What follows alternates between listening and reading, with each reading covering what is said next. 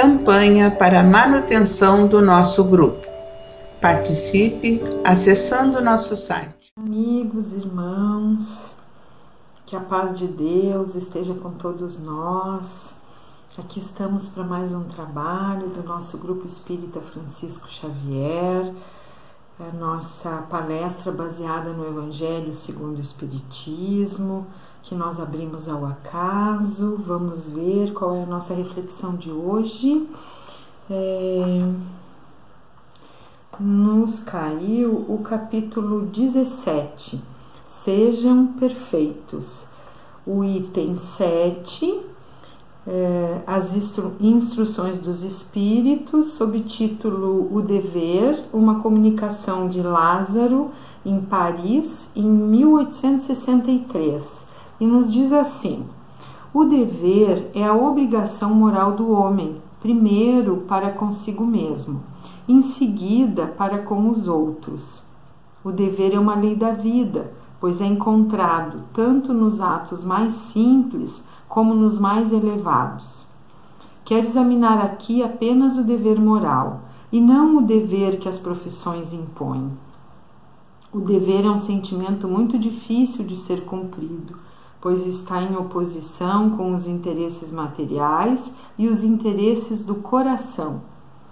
Quando cumprimos com o dever, não fazemos mais do que a nossa obrigação e não nos elogiamos por isso. Quando não cumprimos, também não permitimos que nossa consciência nos repreenda. O dever íntimo do homem é governado pelo seu livre-arbítrio. A consciência está sempre o advertindo contra as condutas erradas. Ainda assim, ele muitas vezes se deixa levar pelos enganos da paixão. O homem se eleva quando observa fielmente os deveres do coração, que nada mais são que os seus valores interiores. Mas como esses deveres podem ser determinados? Onde começam? Onde terminam? Os deveres começam precisamente no ponto onde se ameaça a felicidade ou a tranquilidade do próximo e terminam no limite em que não se desejaria ver a própria felicidade ou a tranquilidade ameaçadas. Deus criou todos os homens iguais perante a dor. Pequenos ou grandes, incultos ou esclarecidos, todos sofrem pelas mesmas coisas, a fim de que cada um avalie de maneira consciente o mal que pode fazer. O mesmo critério de que todos são iguais perante a dor não pode ser aplicado para o bem, pois nem todos são iguais em suas capacidades de fazer o bem. A igualdade perante a dor é uma sublime providência de Deus, pois Ele quer que seus filhos, instruídos pela experiência comum, não pratiquem o mal, alegando a ignorância de seus efeitos. Na prática, o dever reflete todas as virtudes morais. É uma fortaleza da alma que enfrenta as angústias da luta diária. O dever é severo e dócil. Está sempre pronto a se submeter às mais diversas situações, mas permanece sempre firme perante as tentações. Aquele que cumpre seu dever ama mais a Deus do que aos homens, e aos homens mais do que a si mesmo. É ao mesmo tempo juiz e escravo em causa própria. O dever é o que a razão possui de mais belo. Ele provém da razão, assim como o filho provém de sua mãe. O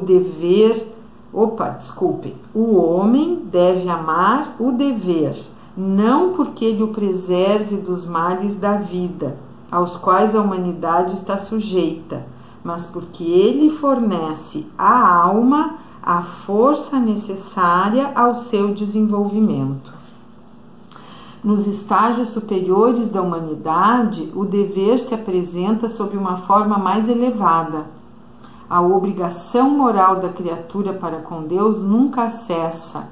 Ela deve refletir as virtudes do Criador, que não aceita um esboço imperfeito, pois quer que a beleza de sua obra resplandeça aos seus próprios olhos.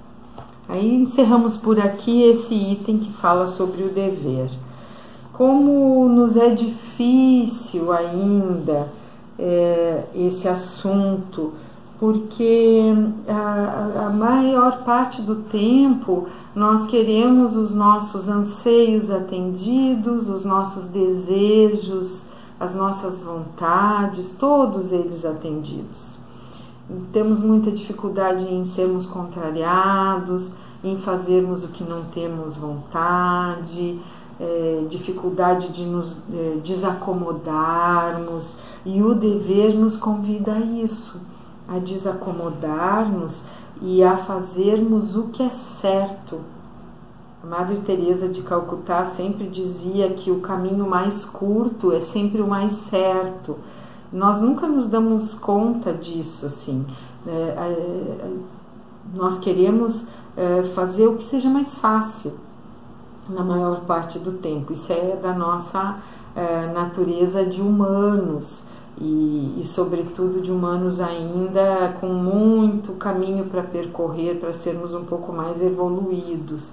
Nem podemos, sobremaneira, aqueles que já estudamos um pouco a doutrina espírita, alegar ignorância sobre isso, porque as leis morais nos convidam todo o tempo a isso. E o Evangelho, segundo o Espiritismo, são as leis morais. Cada parte do Evangelho nos fala um pouco sobre isso, nos dá todas as diretrizes. E quando nós ficamos na dúvida o que fazer, consultemos a nossa consciência. Nós sabemos que as leis morais estão inscritas na nossa consciência. Então nós sabemos qual é o nosso dever, mas nem sempre nós estamos dispostos a cumpri-lo ou a cumpri-los, porque temos vários deveres. Se formos pensar, temos uma Constituição que nos diz quais são os nossos direitos, quais são os nossos deveres. Se fôssemos mais evoluídos, isso nem precisaria estar escrito em lei nenhuma. Nós naturalmente faríamos isso. E imaginem só que maravilha viver num mundo em que cada um de nós só faça para o outro aquilo que gostaria que fizessem para si. Seria, acho que se não a perfeição, quase a perfeição do mundo. Seria de fato muito tranquilo e harmônico viver num mundo assim, mas ainda temos que nos lembrar de cumprir os nossos deveres. Claro, aqui ele deixa, assim, Lázaro se refere que não fala dos deveres das profissões, porque essas estão ali quando nós assinamos um contrato de trabalho ou quando nós nos preparamos, nos graduamos em alguma profissão, sabemos o que nos compete ali. Mas o dever moral, aquele que nós fazemos até quando ninguém está vendo, quando ninguém nos exige, e vão das pequenas coisas, assim. Nós temos o dever moral de respeitar o outro, de cuidar do outro, e isso mesmo que signifique às vezes encurtar um pouquinho a nossa liberdade, o nosso espaço. Nós vivemos em comunidade, muitos de nós vivemos em prédios, em edifícios, vários apartamentos, então nós precisamos respeitar o silêncio do prédio, não fazer barulho, devemos nos comportar com educação, cuidar da limpeza do prédio, das áreas comuns. Se nós formos expandir isso para a comunidade também, todos aqueles convites que temos de cuidar dos prédios públicos, da limpeza pública, temos tantos deveres que não nos pareceriam tão difíceis se nós conseguíssemos fazer com alegria, nos dando conta que tudo isso é para o nosso progresso moral mesmo, para a nossa evolução como espíritos encaminhada. desejamos que um dia isso seja tão natural que nós nem precisemos nos lembrar de fazer. Então, de nós sermos honestos com as pessoas. Para nós ainda é tão fácil contar meias verdades, porque às vezes assim, se a gente diz, se eu disser bem o que é, a pessoa vai ficar chateada, ou vai ficar aborrecida, ou vai me cobrar alguma coisa, ou a partir dali eu vou ter que mudar alguma coisa. Então a gente não esclarece bem, não diz bem, mas na verdade precisamos ser honestos, sim, com os nossos familiares, que são aqueles que estão mais próximos, aqueles que convivem conosco, os nossos amigos, os colegas de trabalho, com todas as pessoas. Devemos ter sempre esse cuidado e esse respeito. Esse é um dos deveres que temos. Temos deveres para conosco mesmo. Então, nós temos essa proposta de evoluirmos em cada encarnação um pouquinho. Então, de sermos verdadeiros conosco mesmo. Quando nós fazemos alguma coisa, quando deixamos de fazer, não nos enganarmos de por que estamos fazendo ou por que estamos deixando de fazer. Tentar conhecer a nossa verdade, aceitá-la e modificá-la quando necessário, e assim que conseguirmos. Nós temos o dever de cuidar do nosso corpo.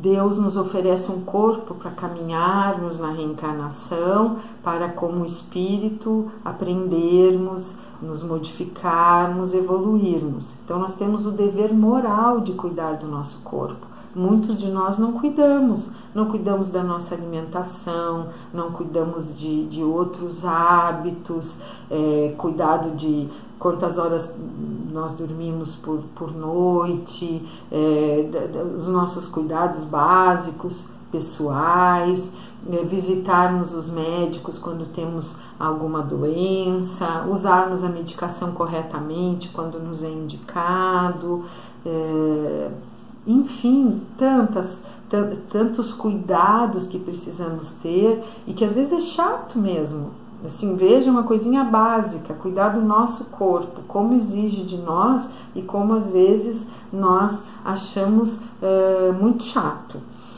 Cuidar dos nossos pensamentos, das vibrações, cuidar daquilo que dizemos, as palavras que usamos, a energia que sai naquelas palavras, nos tratarmos com amor também, reconhecermos que somos imperfeitos, que temos muita vontade de caminhar firmemente rumo à perfeição, mas ainda não estamos lá.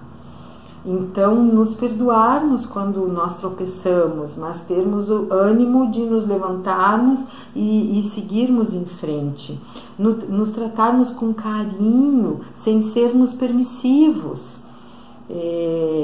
E pensar que os outros gostam de ser tratados desse mesmo jeito, que eles também gostam de ser perdoados quando se equivocam, que eles também gostam de ser tratados com carinho, que nós podemos dizer tudo que achamos necessário para o outro, mas tem formas de dizer.